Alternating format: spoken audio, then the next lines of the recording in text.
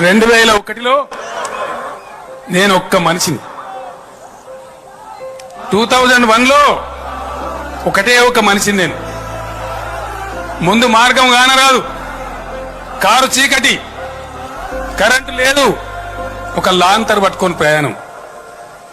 ధైర్యం చేసి గుండె దిట్ట తీసుకొని ధర్మం ఉంటే న్యాయం ఉంటే విజయం సాధిస్తామని ఆత్మవిశ్వాసంతో నేను ముందడుగేసిన. ఏవిడి బక్కగున్నాడు పలసగున్నాడు నాల్చి పారేస్తే పోతారు అనుకున్నారు, ఖతం చేసి పడితే దీంతో ఏమైంది అనుకున్నారు. తెలంగాణ ప్రజలు ఏకమైతరా కానీయం, ఎన్నో రకాల మాయా మచ్చింద్రాలు చేస్తాం.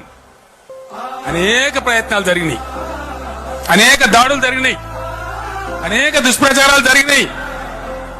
కానీ 13 సంవత్సరాల ప్రస్థానంలో క్రమంగా కారుమబ్బులు తరిగిపోతూ యావత్తు తెలంగాణ ప్రజానీకానికి వాస్తవం ఏందో అర్థమైంది. అందుకే ఈ రోజు ఈ డయాస్ మీద ఎవరు కూడా అనుకోలే తెలంగాణ మొత్తం కేంద్రీకృతమై ఈ వేదిక మీద ఇట్లుంటుందని చెప్పి ఎవడు ఊహించలే.